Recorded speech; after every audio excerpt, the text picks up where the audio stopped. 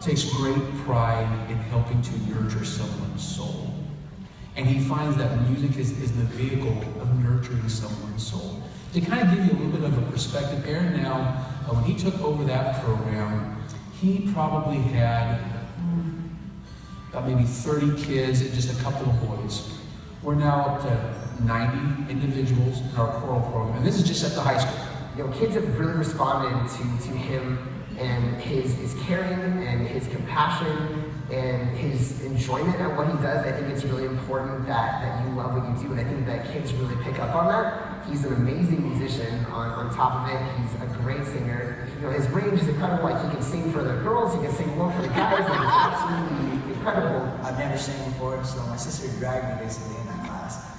I sat down one time, and it was lunchtime, and you know, I had the class the next period. So I sat down, and Mr. Bryan, he was talking. I didn't get him yet. We weren't acquainted. My sister just walked in to sit down.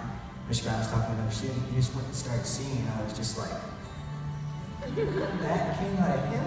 I was really shocked, and I was just like kind of like a starstruck kind of feeling. And I was like, okay, I gotta learn to sing like this guy. One of my biggest joys in teaching is getting kids that don't want to be in my class. Since I teach an elective, I get kids who get stuck in my class. And I tell our counselors, our assistant principals, bring them on, just send them to me. If there's a boy who doesn't want to, bring it on. And pretty soon they start to get involved. And by the end of it, they're going to festivals, they're coming away having performed to the best of their ability and super excited, and then they're signing up for next year. He does a phenomenal job. I mean, he's a great choral director. He's taken the kids to great heights. He's earned the highest of ratings. But he focuses his music and their trips about empowering each individual themselves. He took a recent trip, and they visited colleges and things like that, but he made it an attempt to visit homeless shelters. He wanted individuals to gain a perspective of what those individuals have to go through on a daily basis, while at the same time developing a sense of compassion for those individuals. We try to take our music to the streets to brighten people's day. When we go to homeless shelters and perform for people who aren't thinking about how am I going to be entertained today. They're thinking about how am I going to feed my family today? Where am I going to find work? Where am I going to sleep?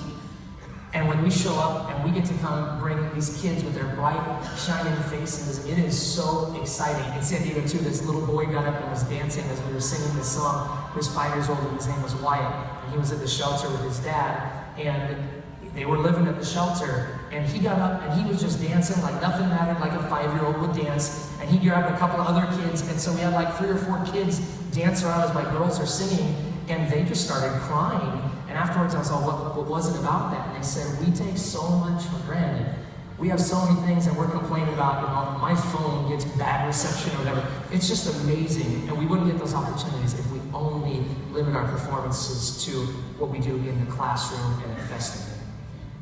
He teaches them, not just about performance on stage, but also performance off stage as well, and how to carry themselves off stage and how to be respectful towards other choirs. And I think that to be a successful teacher, that kids have to want to be in a class. I think that's really important, to have an environment that kids want to be in. And Mr. Bryan's class is definitely that. Noticing everything he's taught me, everything, into a jam-packed 4 years, and it's like I feel that I'm confident in myself enough to where I can talk in front of people, I can go make jokes, make fun of myself, even sing in crowds. Before I was I was a very quiet person, but thanks to him, I started being like Mr. Bryan. I'm very, not in a sense flamboyant, but very excited and energetic.